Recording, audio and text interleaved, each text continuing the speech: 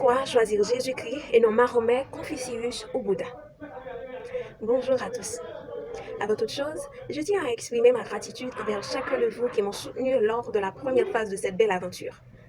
Grâce à vous, me voici qualifiée pour la deuxième étape.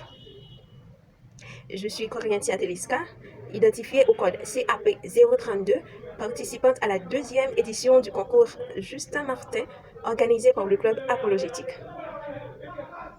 Aujourd'hui, mesdames et messieurs, chers amis, nous allons aborder un thème profond.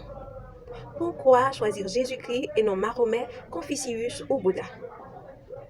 Ce sujet est profond car il touche à la vérité, à l'espérance et au salut éternel. En tout premier lieu, je vais vous présenter brièvement ces leaders religieux qui ont su marquer l'histoire de la pensée humaine. Mahomet, né au VIe siècle, est le prophète fondateur de l'islam. Confucius, un grand penseur moral chinois, et Bouddha, un grand prophète spirituel asiatique. Ils ont tous apporté des philosophies, des enseignements, mais aucun n'a prétendu être Dieu ni offrir le salut. Jésus, quant à lui, est inégalable. Il n'était pas seulement un enseignant ou un prophète, il était fils de Dieu. Il est fils de Dieu, fait des hommes, mort et ressuscité pour le salut du monde. Jean 14, le verset 6. Et ceci est prouvé par de nombreux experts, scientifiquement et archéologiquement.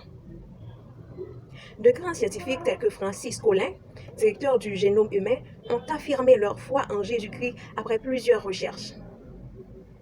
Même Isaac Newton affirmait voir la main de Jésus dans l'ordre du monde. Les écrits de Flavius Joseph et d'autres anciens parlent de lui. Des preuves archéologiques solides prouvent son existence historique et biblique. Des fouilles en Israël relèvent des traces solides qui ont confirmé que ce soit les écrits bibliques, son passage et sa résurrection. Premièrement, la sueur de Turin, un tissu ancien qui montre clairement l'image d'un homme crucifié. Les marques correspondent aux blessures décrites dans les évangiles. Et aujourd'hui encore, ce linge défie la science. Deuxièmement, le tombeau est vide. Deux sites traditionnels sont à proposer. Premièrement, l'église du sépulcre et deuxièmement, le tombeau du jardin. Tous deux correspondent aux détails bibliques de la crucifixion et du tombeau de Jésus, confirme comme ancien par des études scientifiques. Troisièmement, des fouilles près de Golgotha ont révélé des traces d'un ancien jardin en accord avec Jean 14, le verset 41, qui dit que Jésus était enterré dans un jardin proche de la crucifixion.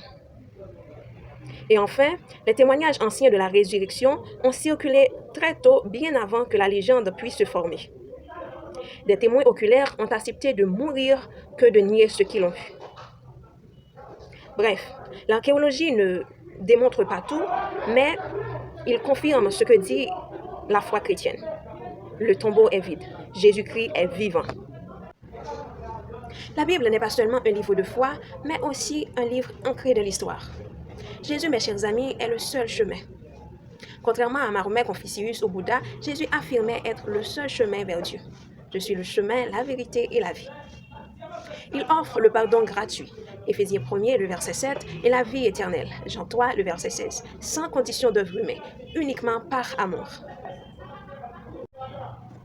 Sa résurrection annoncée et accomplie prouve qu'il est vivant aujourd'hui et il est le seul.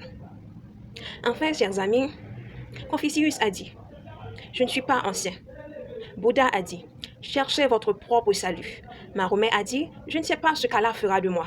Mais Jésus a dit « Je suis la résurrection et la vie. Celui qui croit en moi vivra, quand bien même il serait mort. » Jean 11, verset 25. Ici, mesdames et messieurs, chers amis, choisir Jésus n'est pas un simple choix religieux, mais une réponse à l'appel du Dieu vivant, prouvé par l'histoire, confirmé par la science et ressenti par les cœurs transformés. Voilà pourquoi aujourd'hui encore, je choisis Jésus comme unique sauveur et roi vivant. Si ce message vous a touché ou éclairé, n'hésitez pas à abonner à la page, liker et commenter la vidéo. Restons ensemble pour la prochaine étape. Que Dieu vous bénisse.